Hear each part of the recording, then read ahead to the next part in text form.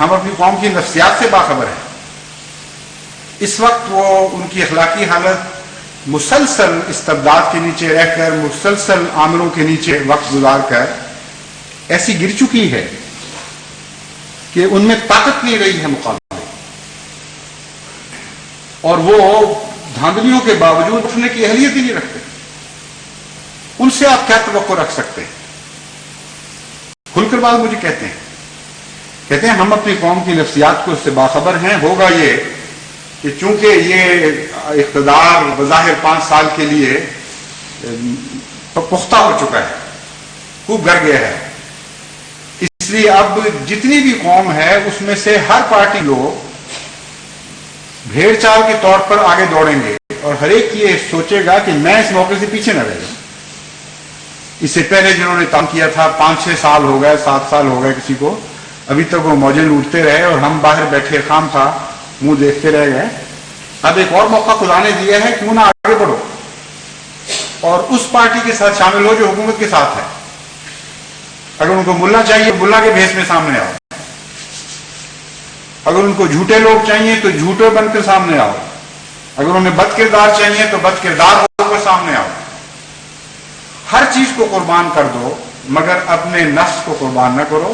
ہوش کرو، عقل کرو، آگے بڑھو، اور جو وقت کا ہمیں کہتا ہے اس کے مطابق عمل شروع کرو.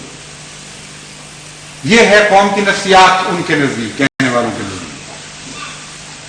اور جو تازہ دیکھ کر آئے ہیں وہاں کے حالات، وہ کہتے ہیں کہ بالکل یہی کیفیت ہے. تم دیکھو گے کہ اچانک ایک بند ٹوٹ جائے گا، ہر ایک دوسرے سے خوشامد میں سبقت کرنے لگے گا، ہر ایک اپنے سابقہ دعاوی سے منہ موڑ لے گا، کہے گا جو غلطی ہو گئی تھی اب ہمیں ہوش آ گئی ہے. آپ تو سچے مسلمان، دنیا اور دنیا اسلام کے محسن اعظم، آپ تو اس لائق ہیں کہ آپ کو امیر المومنین کہا جائے، خلیفۃ المسلمین کہا جائے. آپ سے عزم تعاون کر کے ہم نے اپنی دنیا اور عاقبت دونوں بگاڑنی ہے.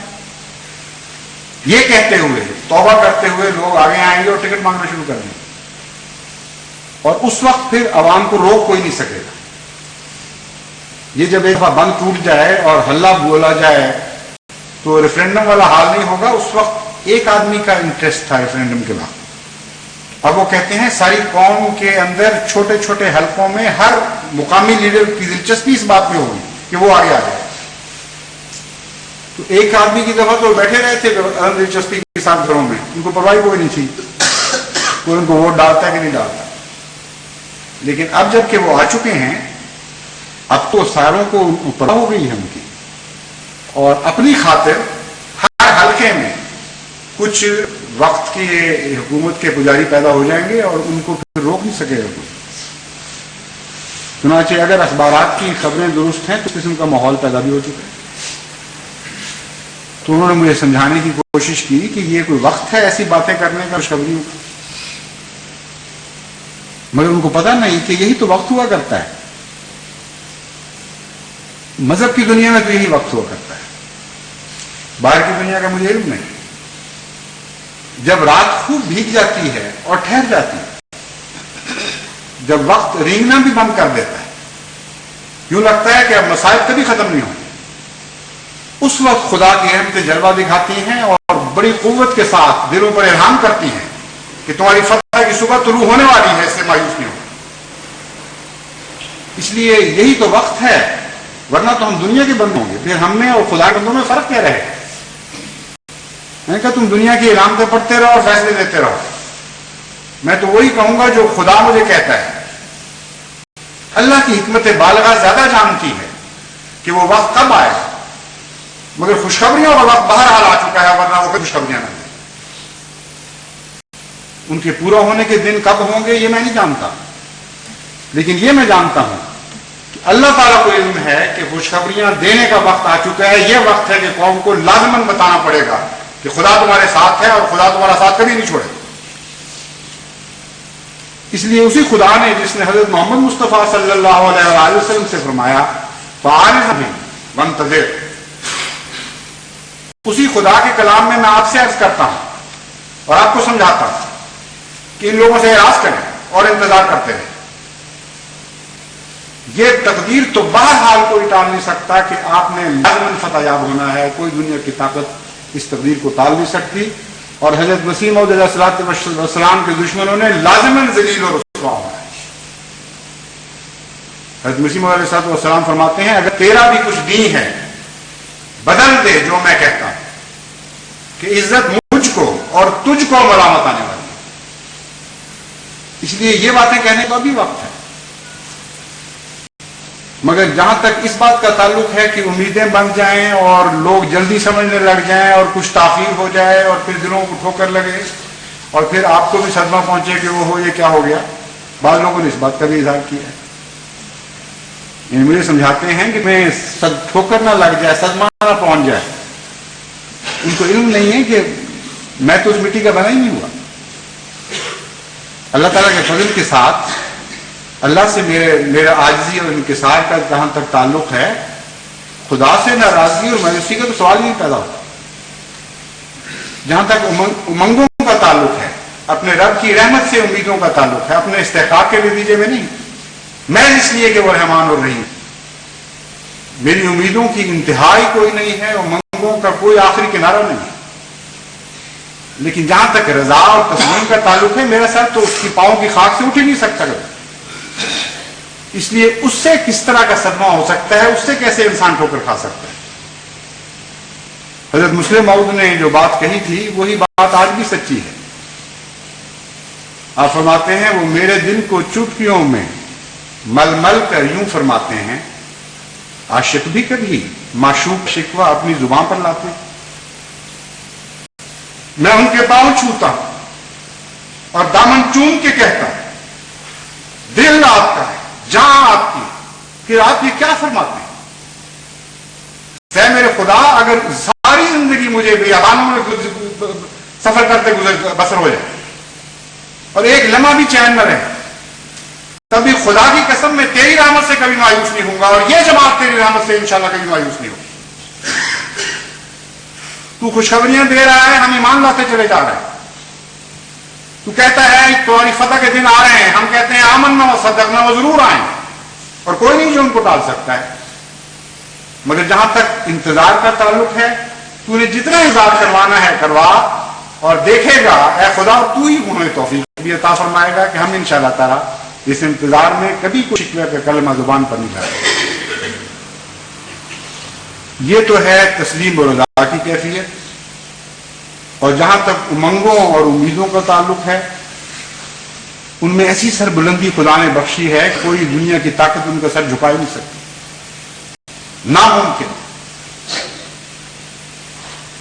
مجھے تو یوں لگتا ہے کہ ہر روز میں خدا کی فتح کو قریب آتے دیکھ رہا ہوں، ان علامتوں کی وجہ سے نہیں جو برعکس نتیجے ظاہر کر رہے ہیں، بلکہ ان مبشرات کے نتیجے میں، ان کشوف کے نتیجے میں، تمام دنیا پر جو ترشح ہو رہا ہے اللہ تعالیٰ کی طرف سے خوشخبریوں کا، ان کے نتیجے میں۔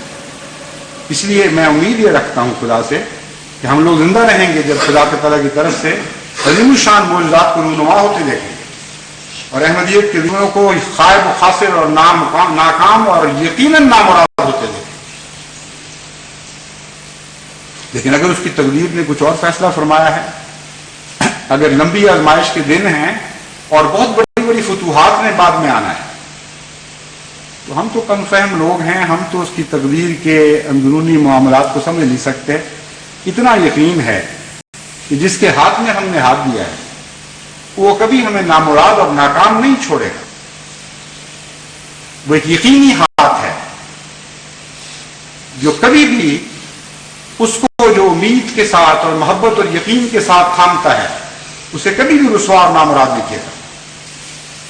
وہ کسی بے وفا کا ہاتھ نہیں ہے، وہ ایک قادر و توانا سب وفاداروں سے وفادار کرنے والے کا ہاتھ ہے۔ اس لیے اس ہاتھ کو تھامے رہیں، اپنی عبودیت کے مقام کو سمجھتے رہیں، اور اس خدا کی عظمت کو دیکھیں تو اپنی امیدوں کو بلند کریں، اور اپنی عبودیت کی طرف نگاہ کریں تو زمین میں بک جائیں اور خاک بن جائیں اس کے پاؤں کی، اور وہم و گمان بھی نہ کریں کہ آپ بھی کسی رنگ میں شکوے کا حق رکھتے ہیں۔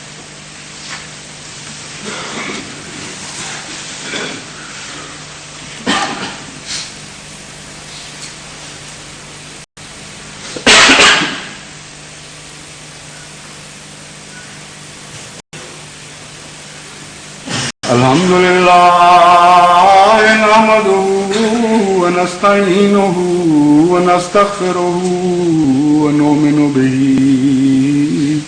ونتوكل عليه